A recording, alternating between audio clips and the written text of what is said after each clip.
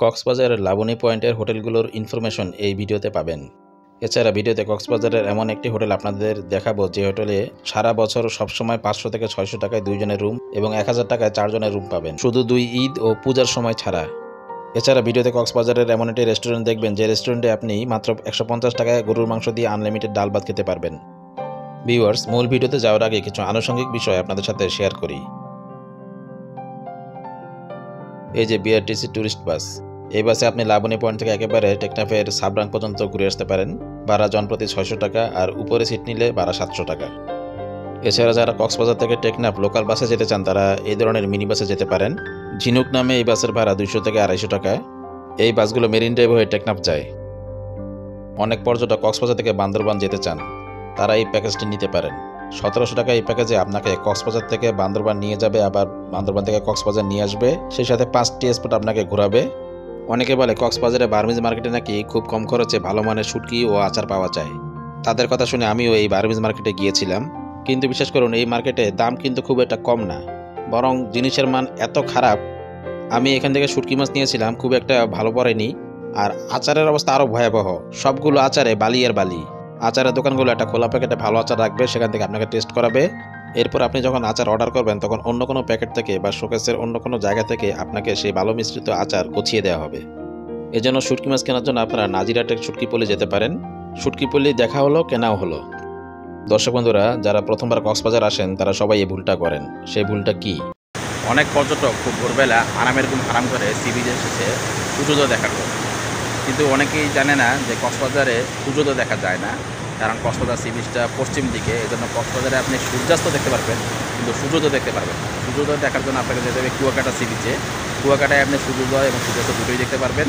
এজন্য আমি মনে করি আপনারা সারা জার্নি করে এসেছেন, সারাদিন বিভিন্ন জায়গায় ঘুরেছেন, এখন সকালবেলা এই আরামের ঘুম বাদ দিয়ে আপনারা বিচে আসলেন সূর্যোদয় দেখার জন্য, কিন্তু সূর্যোদয় দেখতে পারলেন না।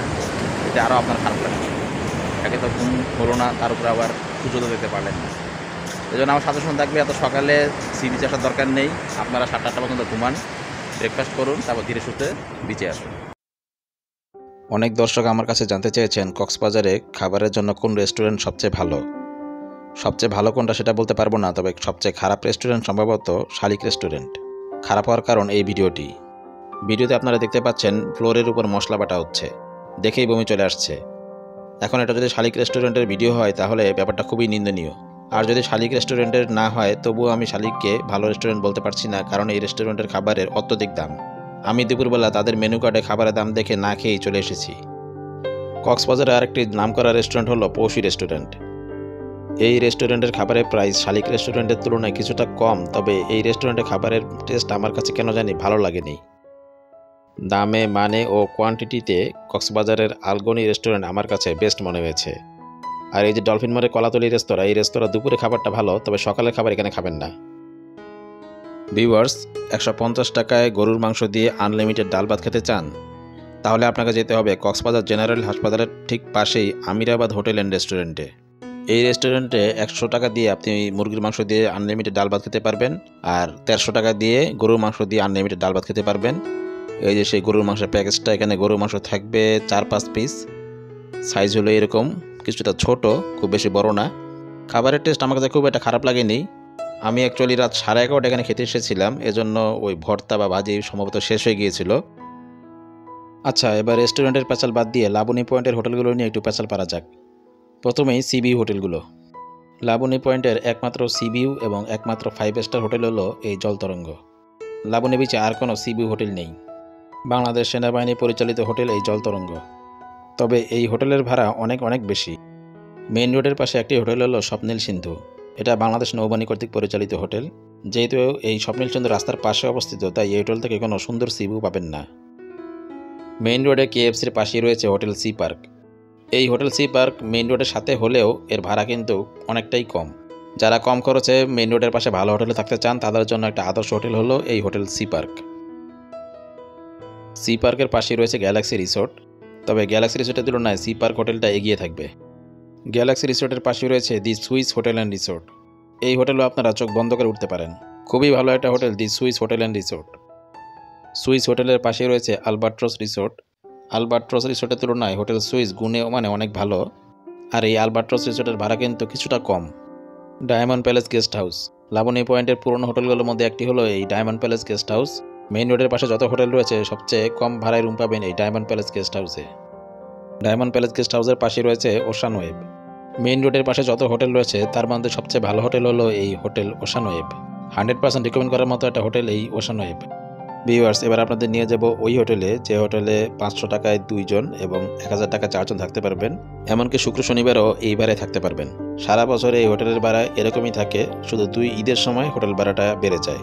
হোটেলটিতে যাওয়ার জন্য আপনাকে প্রথমে কক্সবাজারের লালদিঘির পাড় এলাকায় যেতে হবে। কক্সবাজারের ডলফিন মোড় বা সুগন্ধা যেখান থেকে আপনি অটোরিকশা নেন না কেন আপনাকে জনপ্রতি ভাড়া দিতে হবে মাত্র 10 টাকা, আর রিজার্ভ নিলে 40 থেকে 50 টাকা। এই রাস্তাটা চলে গেছে ডলফিন মোড়, সুগন্ধা বা লাবণী পয়েন্টের দিকে। আপনারা যেখান থেকে রিক্সা নেন না কেন আপনাদেরকে এখানে এসে যে কক্সবাজারের যে ফায়ার সার্ভিসের অফিস, এই অফিসের সামনে নামতে হবে। আর ফায়ার সার্ভিস অফিসের ঠিক উল্টো পাশে রয়েছে হোটেল আল মুবিন। ন্যাশনাল ব্যাংকের ঠিক পাশের বিল্ডিংটাই হোটেল আল মুবিন। এই হলো হোটেলের বাইরের লুক। যেহেতু এটা একটা সস্তা হোটেল তাই খুব বেশি ঝাঁ চকচকে না, এটাই স্বাভাবিক। এই হলো হোটেলের রিসেপশন। অনেকের ধারণা সস্তা হোটেলগুলোতে অসামাজিক কার্যকলাপ হয়, ইয়াবা মদ গাঁজা সেবন করা হয়, বাট এই হোটেল আল মুবিন এসব অপকর্ম থেকে মুক্ত একটি নিরাপদ হোটেল। এই হোটেলে ইয়াবা মদ বেশ্যা মহিলা এসব পাওয়া যায় না। এই হোটেলে কোনো রুম অগ্রিম বুকিং নেওয়া হয় না। এজন্য এই হোটেলের মোবাইল নাম্বারটা আপনাদের দিতে পারলাম না বলে আন্তরিকভাবে দুঃখিত। আমি গিয়েছিলাম 21 ফেব্রুয়ারি সরকারি ছুটিতে। কোনো হোটেলে রুম খালি না পেয়ে শেষ পর্যন্ত এই হোটেলে আমাকে রুম নিতে হয়। চলুন আপনাদেরকে আমি যে রুমে ছিলাম অর্থাৎ একটা কাপল রুম দেখাই। হোটেলটা বেশ পুরনো, দরজা জানালাগুলো পুরনো আমলের। আমি যে রুমে ছিলাম সেই রুমের ভাড়া ছিল 500 টাকা। সেদিন ছিল শুক্রবার। ওই দিন কোনো হোটেলে 2000 টাকা নিচে রুম পাওয়া যাচ্ছিল না, বাট শুক্রবার আমি এই রুমটা 500 টাকায় পেয়ে যাই। এই হলো রুম। রুমে একটা কাপল বেড রয়েছে, দেয়ালে কয়েক জায়গায় রং উঠে গিয়েছে এবং বিছানা চাদরটা সাধারণ মানের। এখানে ময়লা ফেলার জন্য একটা ঝুড়ি দেওয়া হয়েছে। রুমটা কিন্তু খুবই ছোট, হাঁটা চলাফেরার খুব বেশি জায়গায় নেই। এটা হলো ওয়াশরুম। ওয়াশরুমের বেসিন খুব ছোট, ওয়াশরুমটাও খুব ছোট, আর ঝর্ণা আছে। আর এখানে হাই কমোড আছে, যেটা আমার অপছন্দের জিনিস, কিন্তু কিছু করার নেই। রুমের সাথে আপনাকে শুধু সাবান দেওয়া হবে, অন্য কিছু পাবেন না। রুমে রং চড়া চেয়ার টেবিল রয়েছে। আর এই হলো রুমের দরজা জানালা। আর এদিকটায় হ্যাঙ্গার রয়েছে যেখানে আপনারা কাপড় রাখতে পারবেন। রুমে কোনো টিভি নেই, তবে ওয়াইফাই রয়েছে। হোটেল আল মুবিনের ঠিক পাশের গলিতে রয়েছে হোটেল সিটি প্লাজা। এই হোটেলটা দামে কম মানে ভালো হোটেল। হোটেল সিটি প্লাজায় আপনারা 1000 টাকার মধ্যে কাপল রুম এবং 1500 টাকার মধ্যে 4 জনের ডাবল বেডের রুম পেয়ে যাবেন। এই হোটেল থেকে লাবণী বিচ কাছে, তবে লাবণী বিচে হেঁটে যেতে পারবেন না। লোকাল অটো রিক্সা গেলে জনপ্রতি ভাড়া পড়বে 10 টাকা, আর রিজার্ভে গেলে 30 টাকা। সময় লাগবে 3 মিনিট। আর সিটি প্লাজার এই গলিতে কিন্তু ওই হোটেল আমিরাবাদ হোটেল, যে হোটেলে আপনারা সস্তায় খাওয়া দাওয়া করতে পারবেন। কক্সবাজার ফায়ার সার্ভিসের অফিসের আশেপাশে আরও বেশ কিছু হোটেল রয়েছে। সব হোটেল তো দেখানো সম্ভব না, কয়েকটি দেখাচ্ছি, যেমন সি নাইট রিসোর্ট। এরপর রয়েছে হোটেল জিলানি।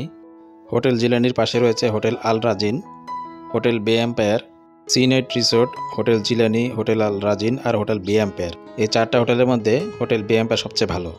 আমি আমার দর্শকদের বলি আপনারা শুক্র শনিবার কক্সবাজার আসবেন না, অথচ আমি নিজেই শুক্রবার চলে এসেছি। অবশ্য না এসে উপায় ছিল না, কারণ ছুটি ম্যানেজ করতে পারিনি। তো আজকে একটা শুক্রবার, তারপর আবার 21 ফেব্রুয়ারি, সব মিলে চিড়ে চাপটা অবস্থা। কোনো হোটেলেই রুম খালি নেই। 2-1টা রুম যাওয়া আছে, ভাড়া চায় 5000 6000, সর্বনিম্ন 3000 টাকা। 1000 টাকা রুম হয়ে গেছে 3000 3500। এই যে দেখুন, এই ফ্যামিলিটা অগ্রিম রুম বুকিং না দিয়ে শুক্রবার দিন কক্সবাজার চলে এসেছে। এখন কোনো হোটেলের রুম খালি না পেয়ে নারী শিশু নিয়ে দুপুর 2টার সময় রাস্তায় বসে আছে। Sea Heaven Guest House. যারা একদম কম বাজেটের মধ্যে লাবণী বিচের কাছাকাছি থাকতে চান তারা এই সি হেভেন গেস্ট হাউসে থাকতে পারেন। জনপ্রিয় রিসোর্ট, তবে এই জনপ্রিয় রিসোর্টে না থাকাই ভালো। জনপ্রিয় রিসোর্টের পাশে রয়েছে সি ওয়েলকাম রিসোর্ট। বেশ বড় একটা হোটেল। অনেকে মনে করতে পারেন বড় হোটেলে ভাড়া বেশি, বাট নো, এই হোটেলে ভাড়া খুবই কম। সি ওয়েলকাম রিসোর্টের পাশে রয়েছে এই হোটেলটা। এই হোটেলে কোথাও কোনো নাম নেই, নাম না জানা হোটেলে না থাকাই ভালো হবে। Hotel Sea Point. এই হোটেলটাও কম বাজেটে মোটামুটি ভালোই একটা হোটেল। সি পয়েন্টের পাশে রয়েছে hotel tide water.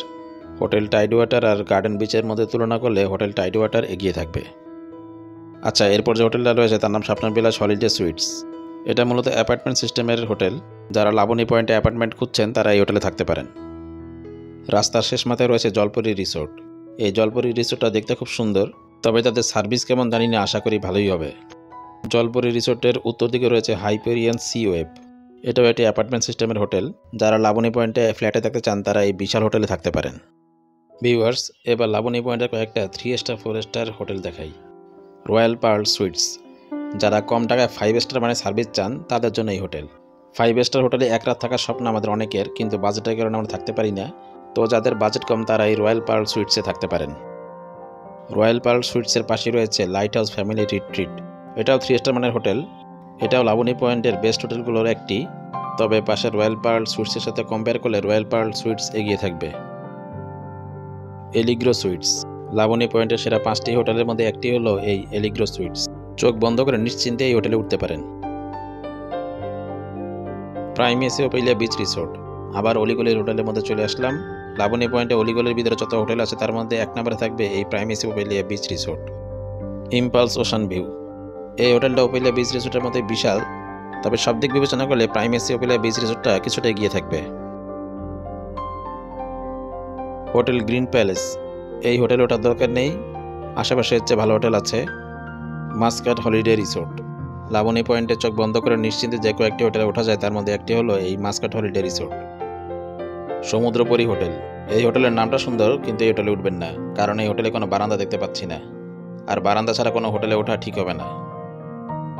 C Arafat Resort. এই হোটেলে যেহেতু বারান্দা আছে তাই এই হোটেলে আপনারা উঠতে পারেন। সৈকত আবাস। এটা সম্ভবত অ্যাপার্টমেন্ট সিস্টেমের হোটেল। তারপর এই হোটেলে না ওঠাই ভালো, কারণ এই হোটেলে কোনো বারান্দা দেখতে পাচ্ছি না, আর বারান্দা ছাড়া হোটেলে ওঠার সমস্যা হলো আপনারা ভেজা জামা কাপড় রোদে শুকাতে পারবেন না। এটা সানসেট রিসোর্ট। এটাও বেশ মানসম্মত একটা হোটেল। এই হোটেলে আপনারা নিশ্চিন্তে উঠতে পারেন। রংধনু রিসোর্ট। যাদের বাজেট কম তারা এই হোটেলে থাকতে পারেন। আশেপাশে যতগুলো হোটেল দেখালাম তার মধ্যে সবচেয়ে কম ভাড়া এই রংধনু রিসোর্টে। Well park resort. একটা সময় লাবণী পয়েন্টের সবচেয়ে মানসম্মত হোটেল ছিল এই ওয়েল পার্ক রিসোর্ট। মেইন রোডের পরে গলিতে এই হোটেলের অবস্থান। কাপল ফ্যামিলি সবাই এই হোটেলে উঠতে পারেন। আমি এখন যে গলিটাতে দাঁড়িয়ে আছি এই এলাকাটাকে বলে লাইট হাউস রোড, অর্থাৎ এটা সাংস্কৃতিক কেন্দ্রের বিপরীত পাশে এই লাইট হাউস রোডের অবস্থান।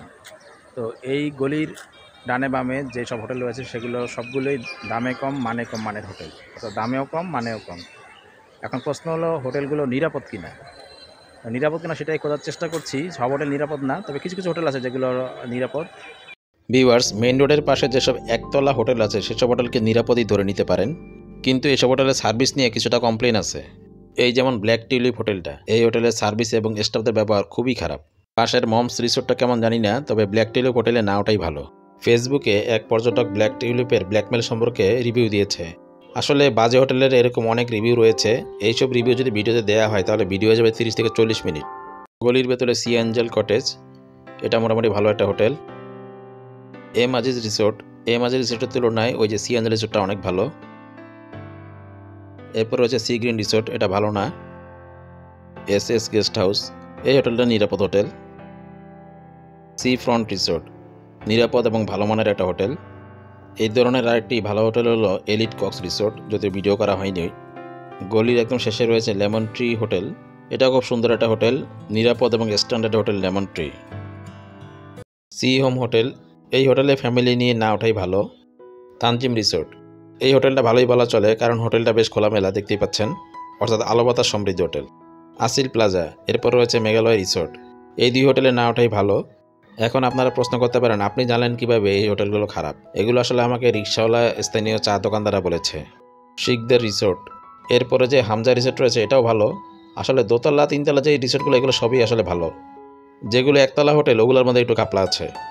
লেমিচ রিসোর্ট, লেমিচ রিসোর্টে আপনারা চোখ বন্ধ করে উঠতে পারবেন। ফ্যামিলি বান্ধব হোটেল বলা চলে এই লেমিচ রিসোর্টকে। কলিম রিসোর্ট, না কলিম রিসোর্টটা খুব একটা ভালো না। সি শার্ক রিসোর্ট, এই রিসোর্টটা ভালোই বলা চলে। এই গলিতে রয়েছে অলজিয়া গেস্ট হাউস। অলজিয়া গেস্ট হাউসের ঠিক পাশেই রয়েছে ফয়সাল গেস্ট হাউস, আর এই দুইটা হোটেলের ঠিক অপোজিটে রয়েছে সিলভার টাচ রিসোর্ট। এই 3 হোটেলের মধ্যে সিলভার টাচ রিসোর্টটা ভালো। দর্শক বন্ধুরা, আমি এখন যাচ্ছি কক্সবাজারের সরকারি হোটেল মোটেল উপলের সামনে দিয়ে। এই মোটেল উপলের সামনে থেকে কিন্তু ওই বিআরটিসির পর্যটক বাস ছাড়ে। ভিউয়ার্স, কক্সবাজার সিরিজ এখানেই শেষ করছি। যারা এই চ্যানেলের সাবস্ক্রাইবার এবং রেগুলার দর্শক তাদের সবাইকে অসংখ্য ধন্যবাদ। দেখা হবে নতুন কোনো জেলায়, নতুন কোনো সুন্দর জায়গায়। সবাই ভালো থাকবেন, ঝুঁকি না নিয়ে নিরাপদে কক্সবাজার ভ্রমণ করবেন। ধন্যবাদ।